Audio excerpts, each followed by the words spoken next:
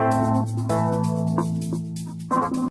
guys, I'm Kunal and in this video I'll be doing a detailed review of Redmi Note 4, and in India we are getting Qualcomm Snapdragon 625 SoC based on 14nm FinFET process, and the model which I have with me comes with 3GB of RAM and 32GB of internal storage. There are two more variants of Redmi Note 4 starting with 10,000 rupees, which comes with 2GB RAM and 32GB internal storage, and the higher model comes with 4GB of RAM and 64GB ROM and it costs 13,000 rupees. And I have been using this 3GB RAM variant for more than 2 weeks now, and I will be covering all the aspects of this phone, and there are a few things which I didn't like about this device, but we will come to that later. So let's get started. Now if we talk about its build quality, the phone weighs around 175 grams and it has a metallic unibody design, so the battery is non-removable and the curves on the back makes it very comfortable to hold, and on the front it has a 2.5D curved glass, so the overall look and feel of the phone is very premium. But it does feel quite slippery in the hands, so I would suggest to keep it in a cover to avoid unusual drops.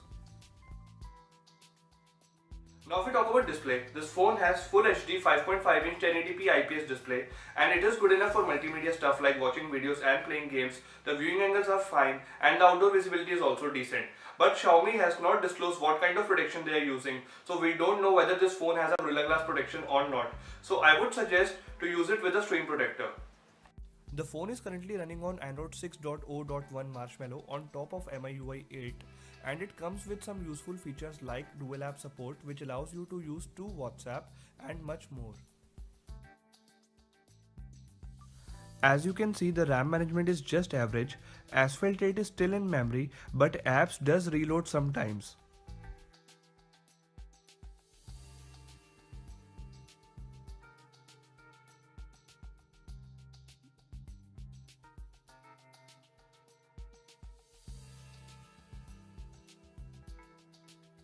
In day-to-day general performance, you will not face any stutters or lags while using this device, even though MIUI 8 is quite a heavy interface, so the RAM management is not as good as it should have been. So if you like doing a lot of multitasking, then I would recommend the 4GB RAM variant. Overall, it gives you a pretty smooth experience.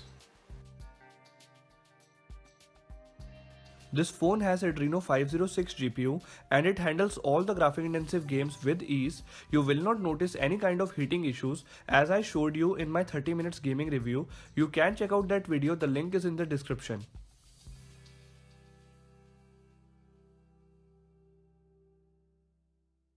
Now for playing these graphic intensive games, we need a good battery life, and this phone comes with a 4100 mAh massive battery and the Qualcomm 625 chipset, which is the most power efficient processor available these days based on 14nm FinFET process.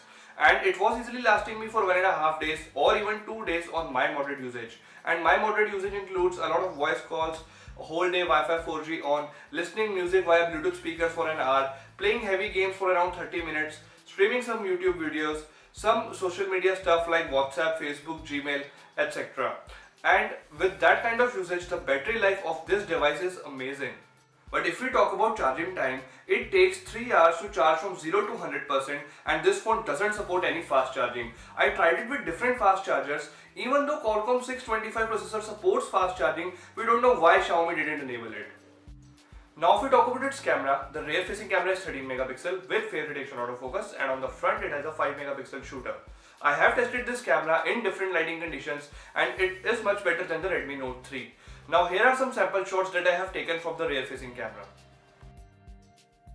These shots I have taken in outdoor lighting conditions, and as you can see, it can capture some really nice looking pictures when there is enough light available.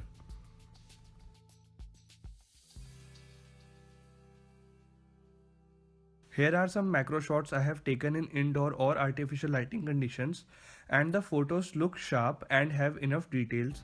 It takes some time in locking focus, but the end result is really impressive.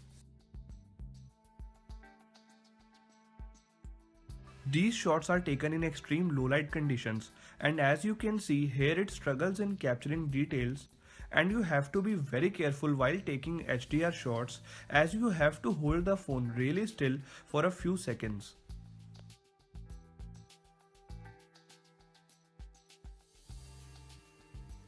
Here are some selfies, and as you can see, the camera is not wide angle and the pictures lacks details, especially in low light conditions.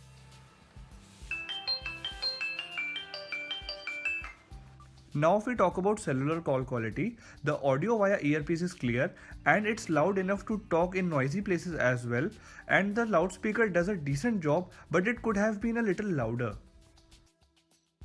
This phone has all the sensors that you expect, like gyroscope, compass, and in fact it has an air blaster to control TV and stuff. And even the fingerprint scanner is very accurate, as you can see. But it's not as fast as I have seen in phones like OnePlus 3D and Vivo V5 Plus. This is a great phone in this price range. The battery life is very good, you will enjoy playing games as well, and it has a very premium build quality. Still, as the MIUI is very heavy, so I won't recommend the 2GB RAM variant, at least buy the 3GB RAM model. But if your main priority is camera, then I won't recommend this phone, as we have better options that have better camera like Honor 6X and Moto G4 Plus. Don't get me wrong guys, the camera has improved, but it could have been better. And I wish they had given a dedicated microSD card slot as well. If you find this video helpful, please give us a like and don't forget to subscribe. You guys have a great day.